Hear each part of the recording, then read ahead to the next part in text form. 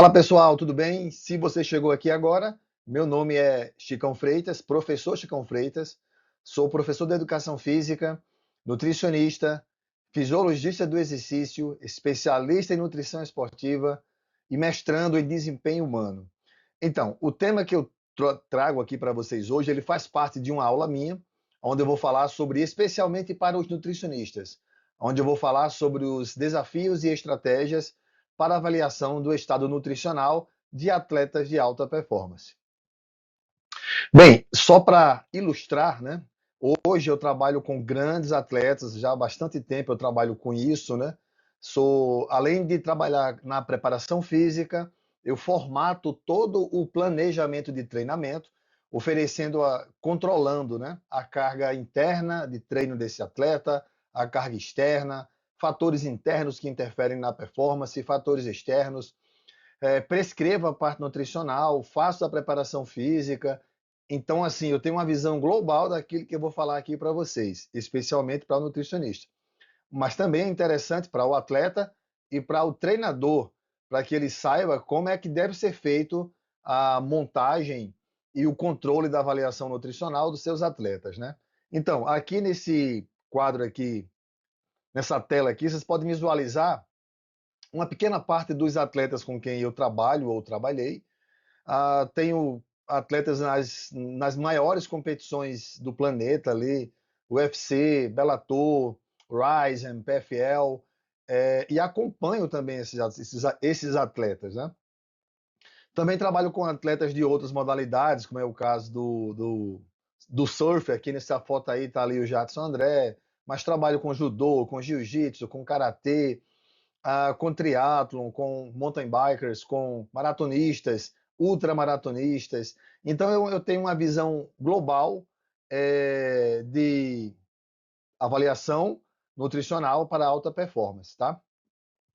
Vamos lá então. Aqui eu vou mostrar para vocês agora que eu também faço o processo de desidratação do atleta, também acompanho esse atleta durante a fase de desidratação até a fase de reidratação e colocar ele pronto para o combate. Aqui nós temos um vídeo. Avançando para a quarta luta, categoria peso mosca. Vem aí, Jussier Formiga. Aqui temos um vídeo de uma pesagem aí do Jussier Formiga, tá? Primeira caminhada da nossa Só uma observação, já faço isso há pelo menos há uns 15 a 20 anos, né? Então já passei por diversas Scott Jorgensen has been wrestling since the third grade. To put that in perspective, I was still eating crayons in the third grade. You may also remember him from his title tilt in the WEC, where he took former champion Dominic Cruz to the distance. Pesagem do Jussier Formiga no UFC Night aqui, foi feito aqui na cidade de Natal.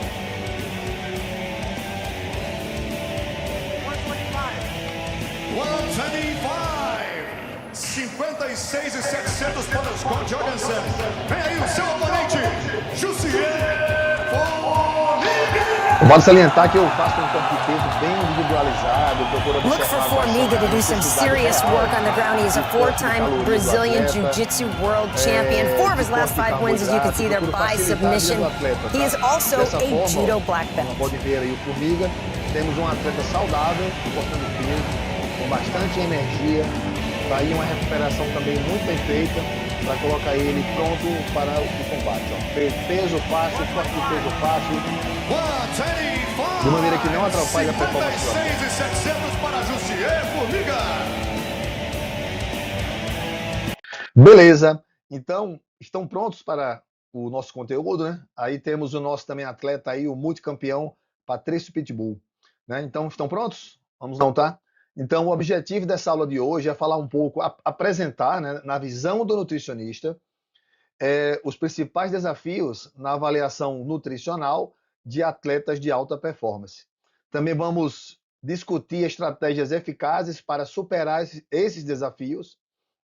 E esse tema, ele é de extrema importância, pois manter o estado nutricional adequado é crucial para o desempenho e para a recuperação desses atletas.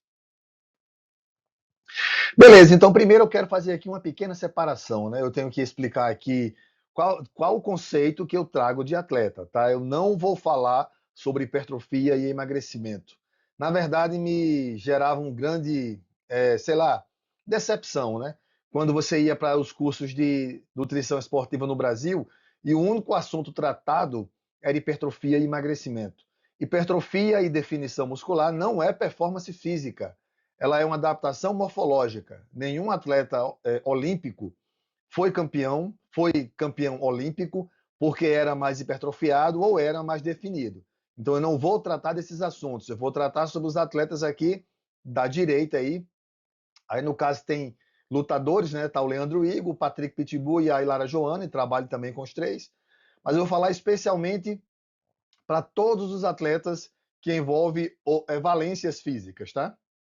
Até porque quando se fala de performance, se ele tem um pouco mais de gordura, mas tem resultados, para mim isso não importa a definição ou o percentual. O que importa é a melhoria de valências físicas que vão levar esses atletas a ter bons resultados, a serem campeões, né?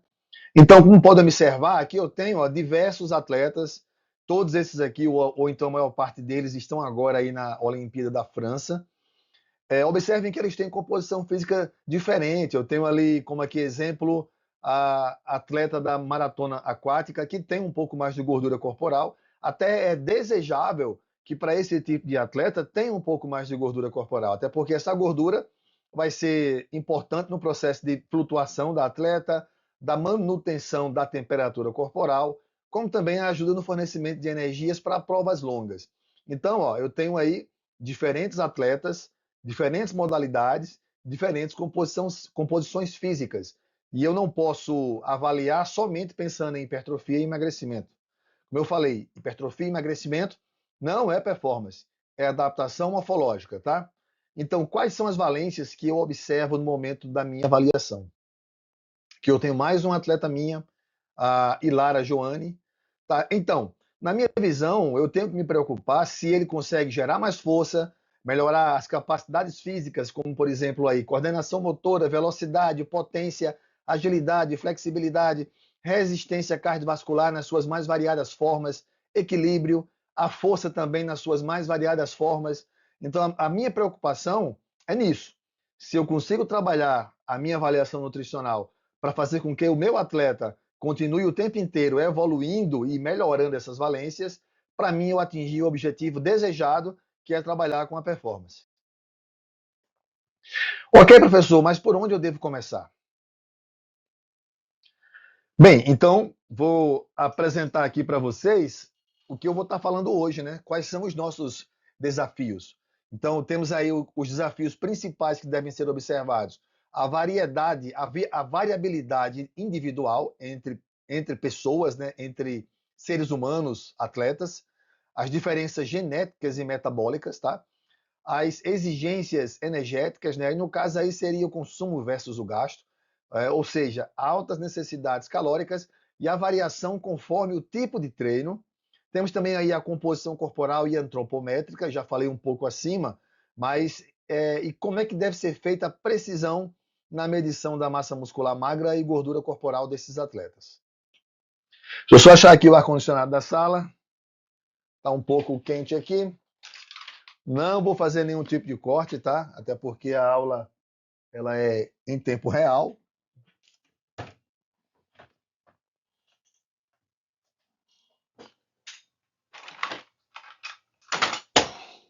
Bem, achei aqui o controle. Vamos continuar, tá?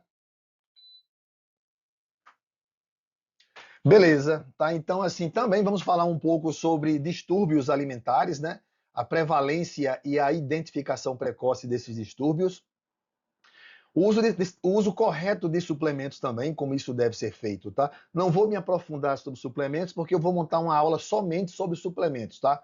Então fica ligado aí, já aproveita aqui agora, curte o nosso canal, compartilha, porque vou trazer muito conteúdo prático de quem realmente aplica na prática a ciência, certo? Vamos lá, então começando aqui pelas diferenças genéticas e metabólicas, tá? Bem, então temos aí, eu separei aqui 3 tópicos, seria a variação nos genes de força e de resistência. Tá? Sabe muito bem que seres humanos que nascem geneticamente com um tipo de fibra com mais predominância para esportes de resistência poderiam ter algum tipo de vantagem, como também para esportes de força, né? Tem a composição genética das fibras no momento do nascimento. A influência da genética na composição muscular é praticamente a mesma coisa aí, como também um exemplo de polimorfismos genéticos que são relevantes. É o caso ali dos genes tipo ACTN3 e o ACE, né, que são conhecidos por sua influência no desempenho atlético, afetando força muscular e eficiência cardiovascular. Aí eu posso citar aqui o exemplo, aí eu também deveria fazer aqui uma separação entre esportes cíclicos e acíclicos, né?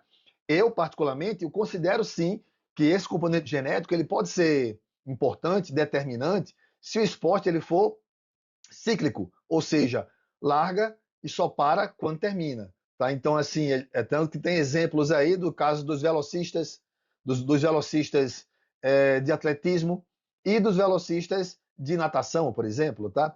Você sempre vai encontrar grandes atletas negros no atletismo de velocidade, ali provas curtas, tanto que a predominância nessa categoria é para esse tipo de atleta. Por quê? Porque eles têm uma predominância maior de fibras do tipo de contração rápida, né?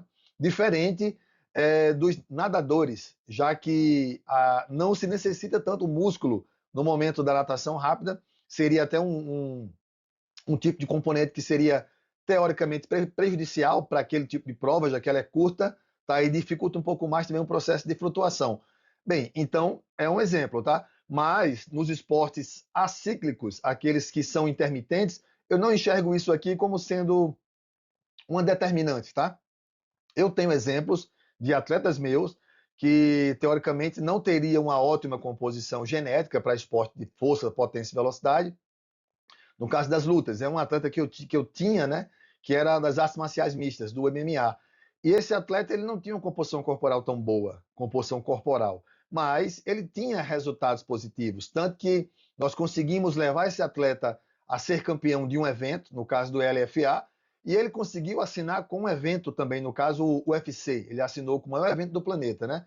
Então, assim, eu não estava preocupado com a composição física dele, estava preocupado com performance do atleta, se ele conseguia gerar potência e velocidade, se ele tinha capacidade cardiovascular, e isso ele tinha, tanto que ele ganhou várias lutas por essas capacidades, né? Atletas que até teoricamente eram mais fortes, mas no decorrer da luta viram o seu nível de energia cair, e ele não, ele conseguiu manter o nível de energia porque ele foi treinado para isso.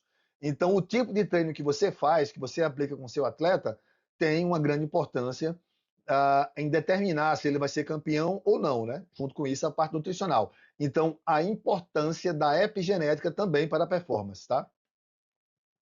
E temos aqui umas diferenças metabólicas, né? Que é aqui onde entra a questão da avaliação metabólica por parte do nutricionista. Então, nós temos ali a questão do metabolismo basal e energético, tá? As variações, pode pegar aqui o meu mouse aqui e marcar aqui de branco, ó. As variações, marcando aqui uma setinha, outra setinha também aqui. Então, as variações na utilização dos macronutrientes, tá? Como também o impacto do desempenho na recuperação. Em relação ao gasto metabólico e basal, né, e gasto energético do exercício, esses atletas eles possuem um metabolismo basal mais elevado, tá? Por vários fatores. Eu até depois quero gravar uma aula somente sobre isso, eu vou comentar aqui sobre como avaliar isso no atleta. O que aumenta as suas necessidades calóricas diárias para manutenção do desempenho, tá? Isso aqui é muito importante, essa observação, e eu vou tocar bastante aqui nesse assunto, tá? E temos as variações na utilização dos macronutrientes, como também do impacto no desempenho e na recuperação desses atletas, tá? Então, isso aqui depende do treino, depende da alimentação. Existem formas de você tornar aquele atleta mais eficiente a utilizar e a ressintetizar certos substratos. É o caso do ATP, é o caso também das gorduras, dos carboidratos também. Até porque existe o processo chamado de supercompensação. Não vou me aprofundar sobre isso hoje, tá? Numa outra aula, eu até quero que vocês coloquem dúvidas aqui embaixo da nossa aula aqui, para que eu possa direcionar as próximas, tá? Vamos nos aprofundar aqui nos assuntos. Beleza, mas em relação à taxa metabólica, que é muito importante, como é que eu posso avaliar essa taxa metabólica desse atleta, certo? Bem, para avaliar, nós temos várias formas. Vou colocar aqui as mais simples de fazer no consultório.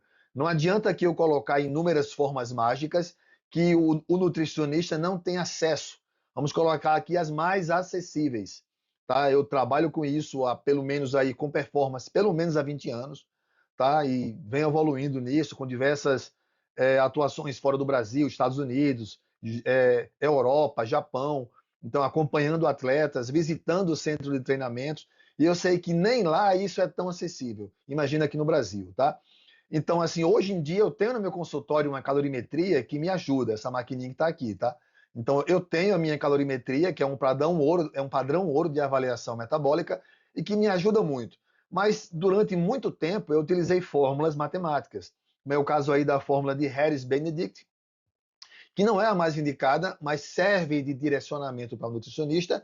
E temos aí mais 3 fórmulas que são mais recomendadas para atletas. Temos aí a fórmula de Mifflin, como também a de Cunningham e a de Cat McCartley. A que eu mais uso no consultório é a de Cunningham, porque o meu sistema nutricional ele já tem a fórmula pronta. Muitas vezes eu uso essa fórmula aqui para comparar o resultado da minha calorimetria quando eu tenho alguma dúvida sobre o resultado, certo? Então, recomendo, quando for utilizar, busque fórmulas mais válidas para atletas. Recomendo o Cunningham. Pode usar qualquer uma das outras duas aqui. Se não tiver acesso e nem souber como calcular, nem tiver um programa para calcular, usa a mais usual, que é a de Harris. Mas tenta utilizar as indicadas para atletas, especialmente a de Cunningham, tá? Como eu falei, se tiver oportunidade, preferência pela calorimetria, é um padrão ouro de avaliação metabólica com apenas uma margem de erro de 2%. Tá, então as exigências energéticas, né? Temos aí altas necessidades calóricas e a variação conforme o treinamento e competição. Isso chama-se periodização. Eu já falo sobre isso há bastante tempo, tá? Que eu falo sobre periodização e que eu falo sobre periodização nutricional, tá? E até diária. Eu acho que pelo menos os 15 anos eu já compreendia isso, porque eu era treinador antes de ser nutricionista. E eu percebia que a dieta não acompanhava as fases da minha periodização. Hoje em dia já se fala muito sobre periodização nutricional, mas ainda não é dentro do conceito que eu costumo aplicar, tá? Vocês vão compreender agora.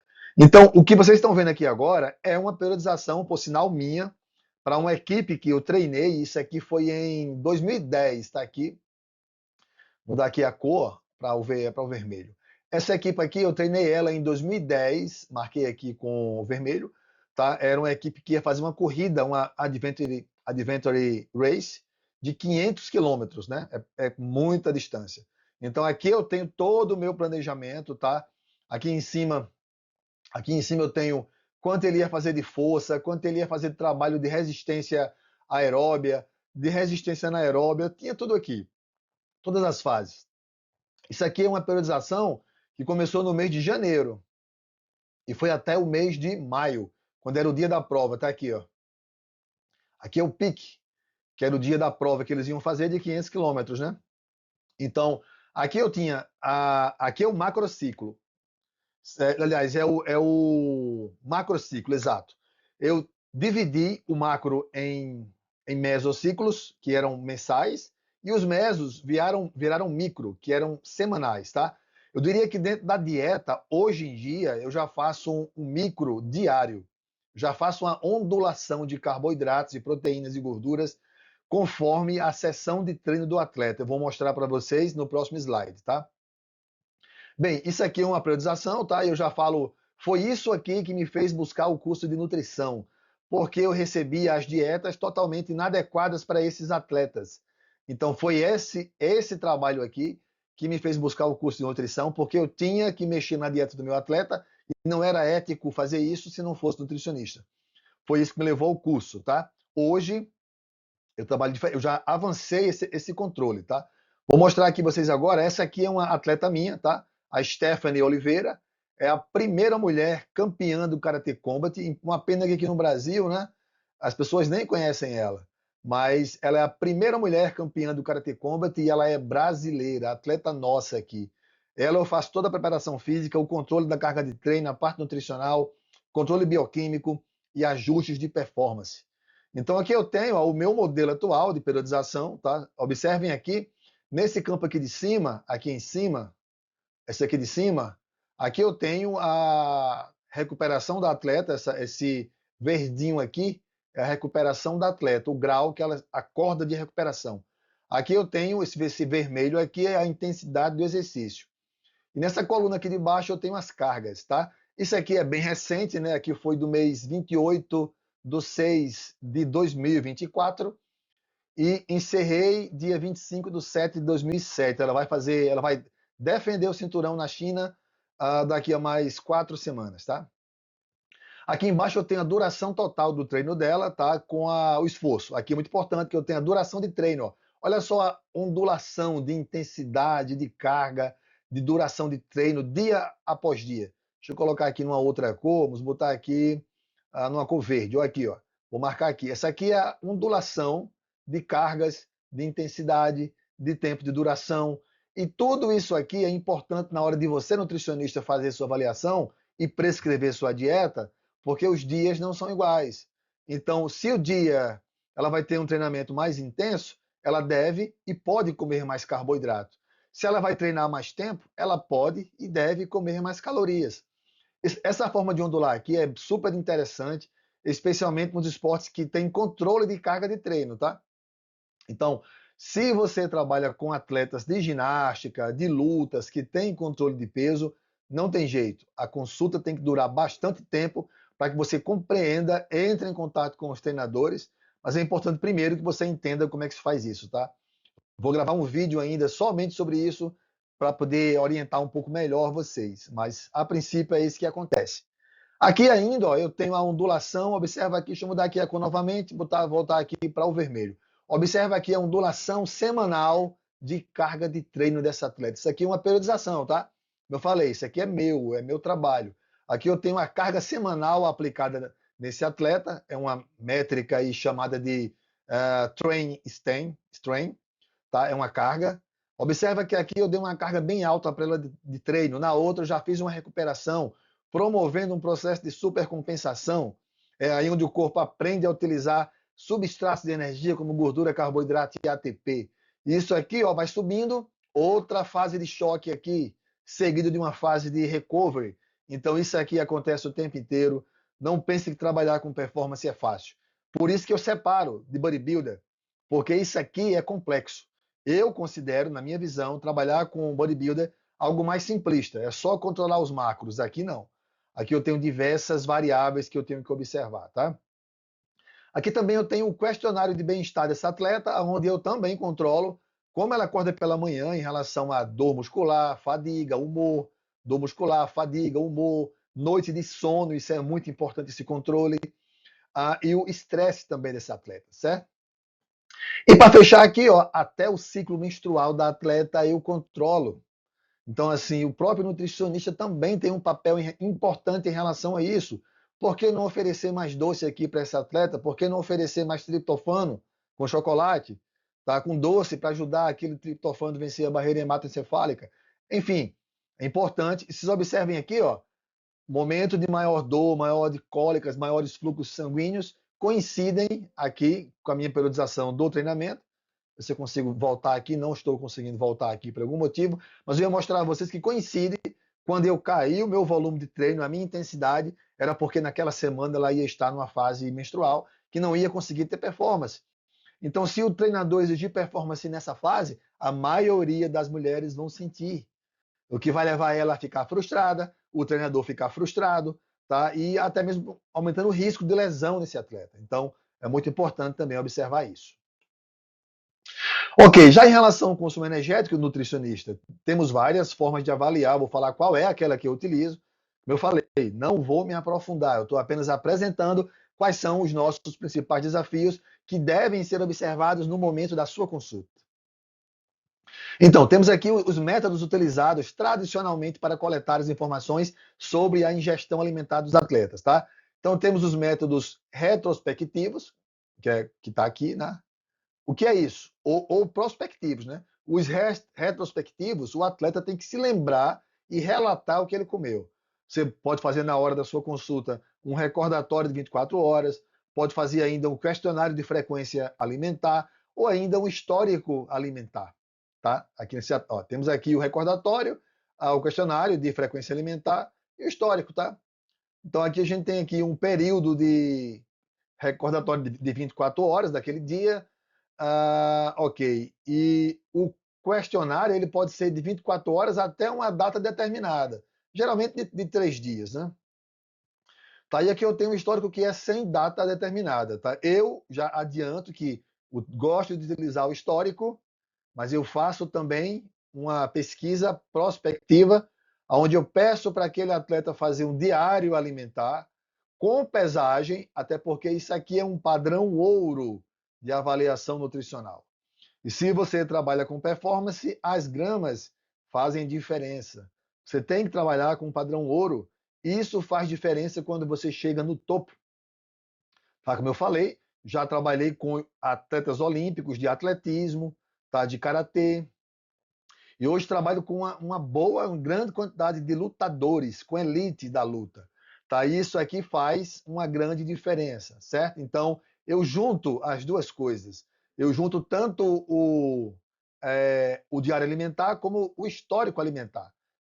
Isso aqui eu faço na hora, na minha consulta também. Eu recebo dele, lanço do meu sistema e através do histórico alimentar, eu vou buscar mais informações que porventura ele deixou de fazer. E sempre tem alguma coisa que vale a pena você obter, uma informação que vale a pena você conseguir, tá? Então, isso aqui também é uma informação real de uma atleta minha, que é da Rose Conceição, a atleta que vai disputar agora o Contender aí. Estamos em setembro, agosto aqui, setembro, quase agosto de 2024. Daqui a mais 2 meses, aliás, julho, estamos em julho, corrigindo minha informação, tá?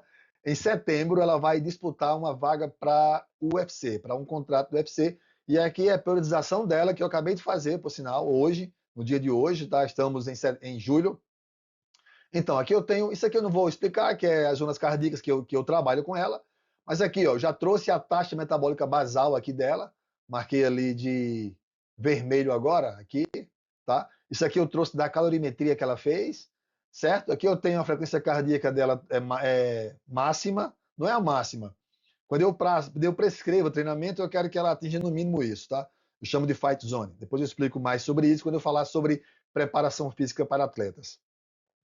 E aqui eu tenho a frequência cardíaca dela de repouso, né? Que é muito importante verificar também. E aqui eu tenho, ó, aqui nesse quadro aqui, a periodização dela de treinamento, de segunda a domingo, tá? Isso aqui foi eu que montei, com parceria com os treinadores, o que ela vai fazer cada dia. Nem todos os dias ela tem 2 sessões de treino. Tem dia de off aqui no domingo. A intensidade aqui eu coloquei por cores, né? Tem vermelho, amarelo e verde. São intensidades diferentes, com tempos também diferentes de treino. Aqui eu tenho o gasto que ela fez em cada treino desse. Vale salientar que eu busco você que vai trabalhar com performance, é importante você buscar precisão, tá? Existem as fórmulas que você utiliza de equivalentes metabólicos, né, dos METs, que você consegue achar uma estimativa de quanto seria o gasto calórico daquele atleta pela sessão de treino. Mas eu trabalho com precisão, então eu costumo monitorar de verdade quanto realmente aquele atleta gastou. Isso me traz precisão, tá? Aqui eu tenho o gasto da primeira sessão, aqui eu tenho o gasto da segunda sessão, aqui eu tenho o gasto total daquele dia, somado com a taxa metabólica basal. Aqui eu tenho quanto seria o efeito térmico dos alimentos desse dia da atleta, até porque eu já tenho a dieta prescrita, tá? Com base na dieta, eu estimo quanto seria esse efeito térmico dos alimentos. Na coluna aqui do lado eu tenho o gasto total dela, desses dias, tá? E aqui, ó, eu tenho quanto ela está consumindo na dieta, tá? Por dia, quanto seria o consumo de calorias dela por dia e o consumo dela por semana. Observe que uma dieta tranquila, para bater peso, ela vai perder 8 quilos ainda até a luta, não tem nenhum tipo de restrição, ou seja, saúde para atleta, tá? Ela vai ter saúde, energia, uma ótima capacidade de recuperação entre os treinos. Vamos também controlar o sono dela e o produto final disso aqui vai ser performance. Se Deus quiser, mais um contrato aí assinado com o UFC. Beleza, e a composição corporal, a medição, a precisão na medição da composição corporal e de gordura corporal, tá?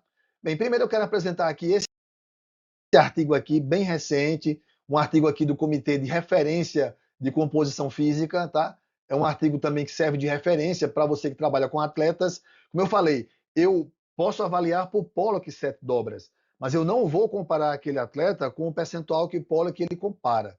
Se eu trabalho com modalidades, observem aqui que esse estudo aqui, ele pesquisou 898 atletas, tá, de 21 modalidades diferentes, tá, fez processo de antropometria e também fez DEXA, que é o padrão ouro. Só que o DEXA não está disponível para todo mundo, é complicado, a gente não pode fazer isso sempre.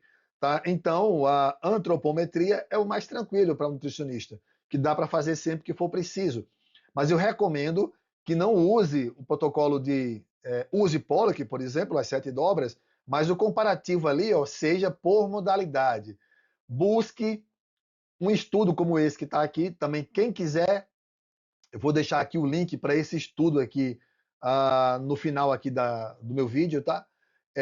E verifique qual é o percentual de composição corporal do campeão da categoria. Se ela for atleta em nível estadual, procure o campeão do Nordeste, o campeão do Brasil, por exemplo. Se ela for uma atleta a nível nacional, procure a campeã do mundo, por exemplo, o campeão do mundo, para que você tenha como referência quem está no topo da pirâmide, tá?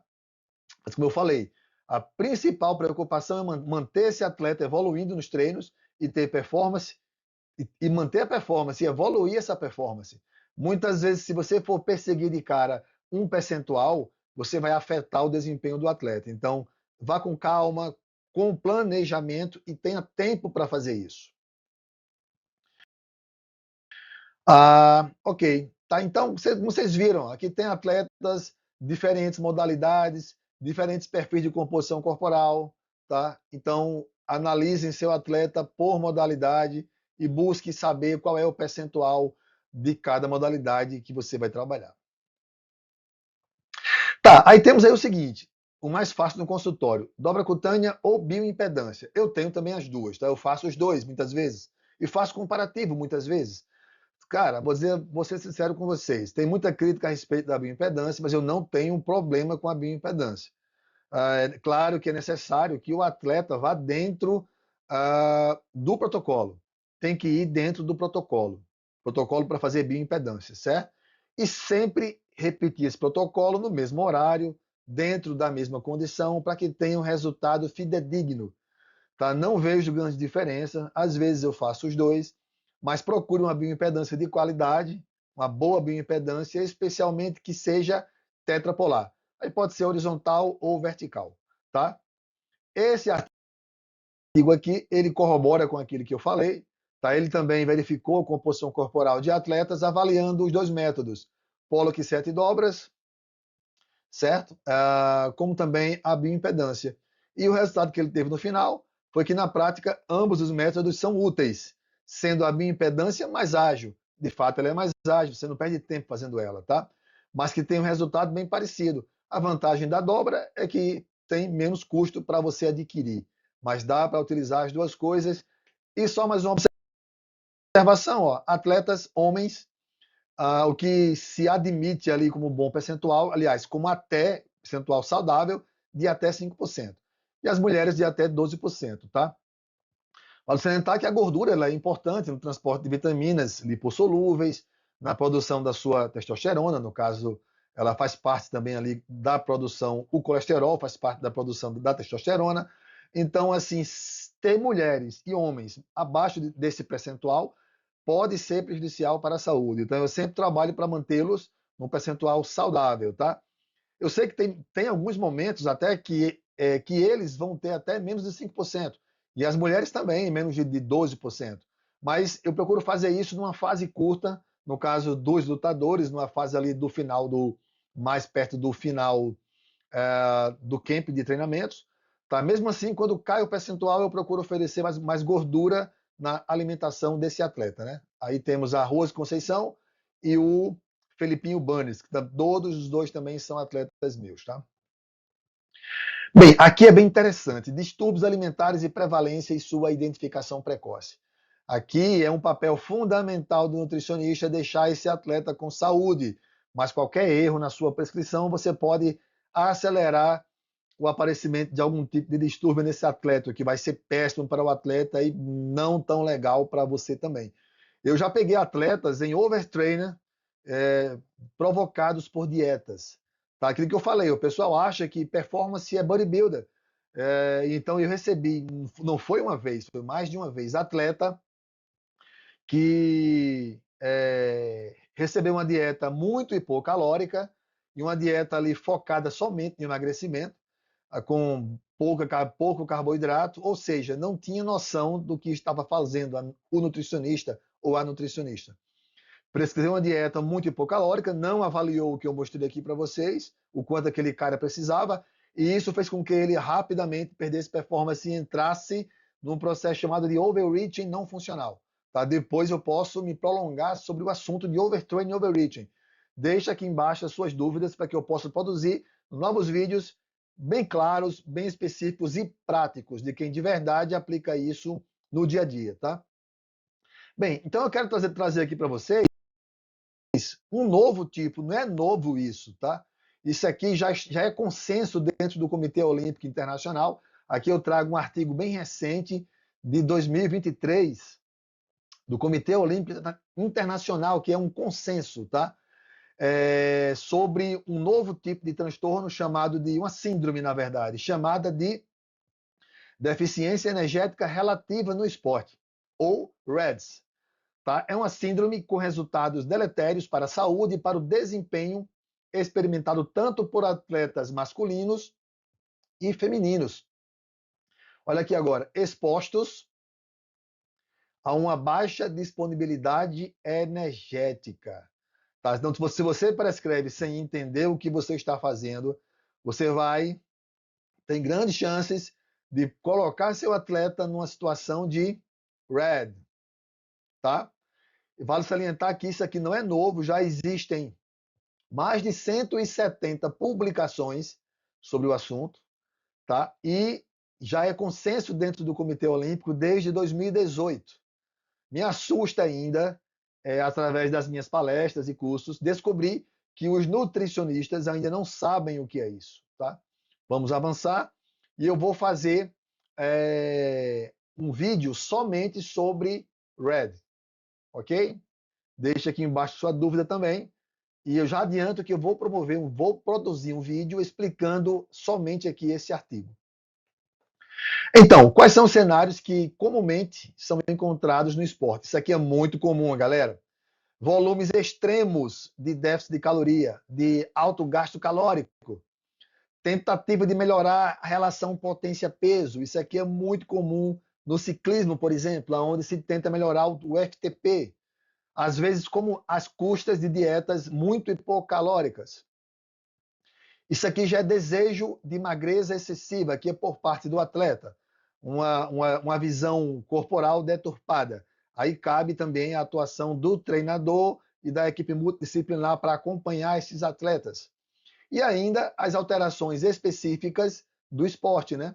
Podemos falar aqui os esportes de luta. Essas alterações aqui são o peso, por exemplo, que ele tem que ficar dentro de um peso específico para se enquadrar dentro de uma categoria. Tá? Então, também existe um erro de comer pouco demais e eu pego muito atleta aqui nessa situação.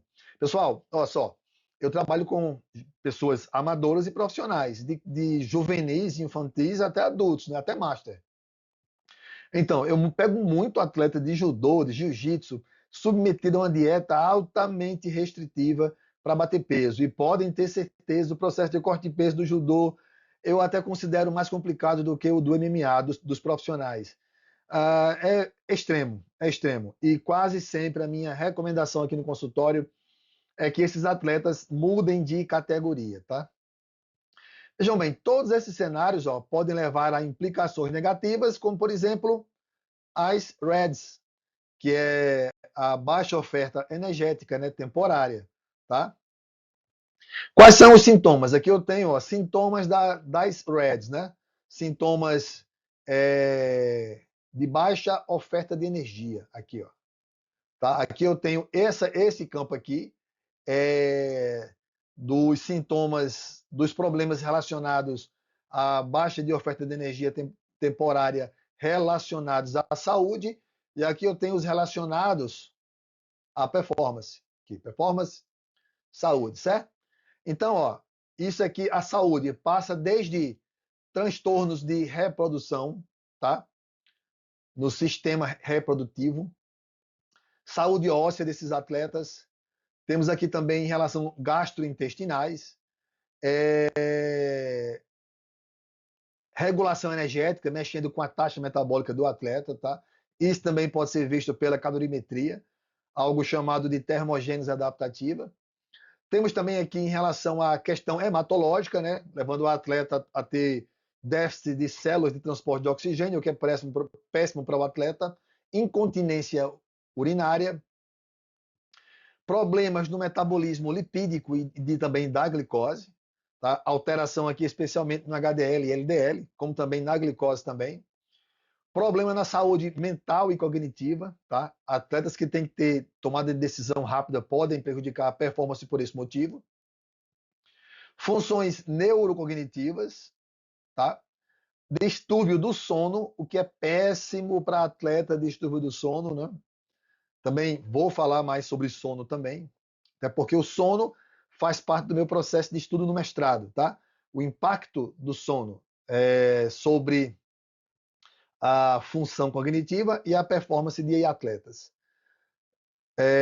Também temos aqui a função cardiovascular prejudicada, no caso o aumento da frequência cardíaca, uma série de coisas. Também a redução da síntese proteica. Isso aqui é muito importante, ó, especialmente na criança, né?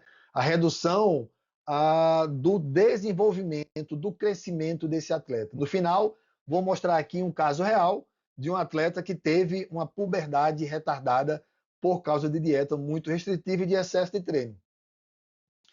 E aqui, por último, ó, também tem a questão da redução do sistema imunológico, tá?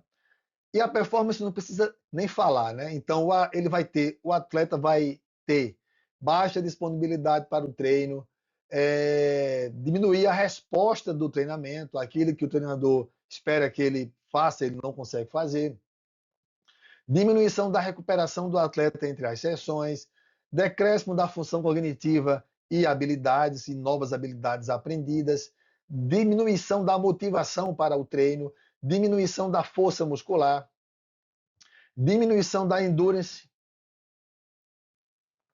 diminuição da potência, enfim, é tudo aquilo que nós não queremos que aconteça no atleta para que ele melhore a sua performance, tá? Então, mais um campeão meu aqui, o Patrick Pitbull. O papel do nutricionista é fundamental para evitar a síndrome da deficiência relativa de energia no esporte, através de educação, conscientização, avaliação e monitoramento nutricional constante, tá? Planejamento de dietas personalizadas, prevenção de comportamentos alimentares desordenados, intervenção multidisciplinar com outros profissionais, avaliação e ajuste de treino, tá? Isso aqui não cabe ao nutricionista, mas cabe à equipe. Então, a equipe vai tomar a decisão. No meu caso, eu consigo fazer isso porque eu sou o fisiologista do atleta e muitas vezes também o seu preparador físico, tá? E eu controlo as cargas totais de treino, internas e externas. E o uso de ferramentas tecnológicas. Aqui eu mostrei uma ferramenta minha de controle das cargas internas e externas e de recuperação daquele atleta, né? Por fim aqui, pessoal, temos o uso, aqui eu vou passar muito rápido, vai ser tema de um vídeo, tá? Mas isso aqui leva o profissional a muitos erros, né?